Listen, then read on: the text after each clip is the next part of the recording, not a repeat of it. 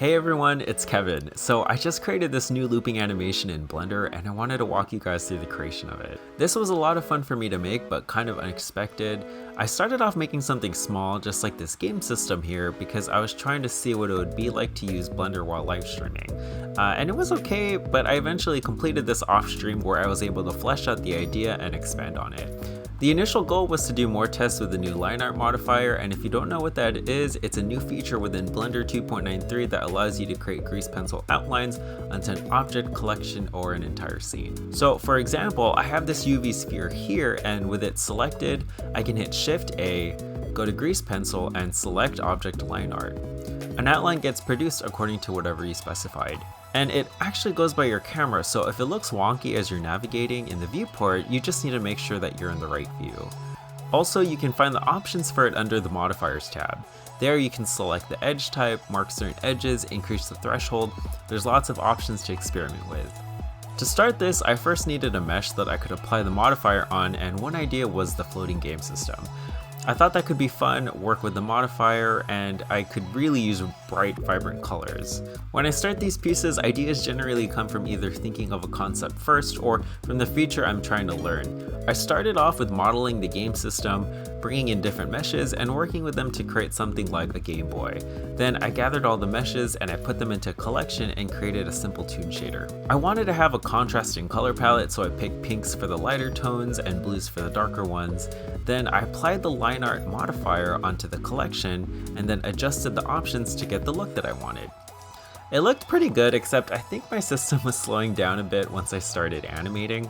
I probably needed to bake it, but overall I was happy with the result. By the way, if you are looking to try out a project that incorporates both this toon shader and Lineart modifier, you can check out my Happy Start tutorial and I'll leave a link in the description below. Once I had this game system in the scene, I thought to include other background elements to make it more interesting. But it was around this time that my computer wasn't able to keep up with the performance while streaming, so I decided to take it offline and finish it. Offline, I thought about the piece more and decided to make it into one of those infinite looping animations that you sometimes see on music playlists or screensavers. Throughout the past few months of learning Blender, that kind of animation was something I've been meaning to create, and this seemed like the perfect piece for it. I always thought this effect was something more complicated to achieve, but it ended up being fairly simple. I referenced a helpful tutorial by Ducky3D to help me understand the theory behind it, and I'll leave a link in the description below. Basically, you just create a segment of your scene and you can use the grid marks to help you. I brought in a plane for this to see the boundaries clearly. Then you animate a camera from one end of the scene to the other, keyframing at the beginning and the end of the timeline respectively. You can reduce the number of frames for this if it helps. Then duplicate your original scene in the direction your camera is moving until the background looks seamless in the camera view. Then once it reaches the end of your timeline, it will loop back.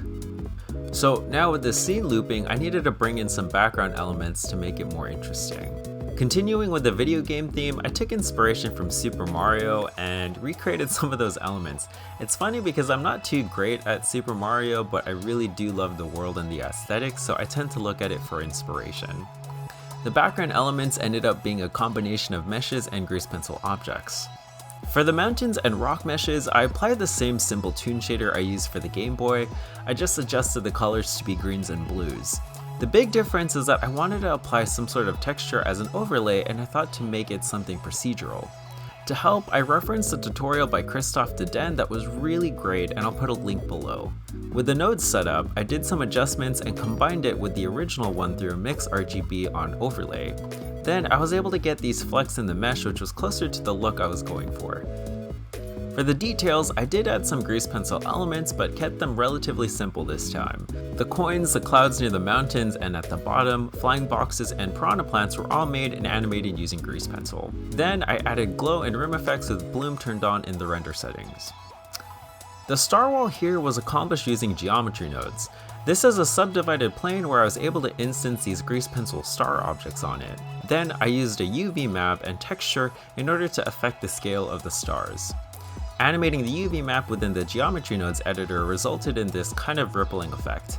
If you've seen the 4th of July fireworks piece I created, I used the same technique except with 3 different colored stars. To get the Game Boy to animate its location and rotation, I attached all these meshes onto an empty and applied a cycles modifier for it to repeat. Then I parented this empty and the geometry node star field to the camera to keep it at a fixed distance as it moved. Then, because I have a few grease pencil effects like rim or glow, I intensified that with some compositing effects like glare. And that's it for this piece. Thank you guys so much for watching. I really do appreciate it and hope this was helpful for you. It was really fun to experiment with this technique in the Lineart modifier, and if you've used the Lineart modifier, let me know what you think of it. And if you have any questions or comments, let me know too. Thanks again and enjoy the final loop.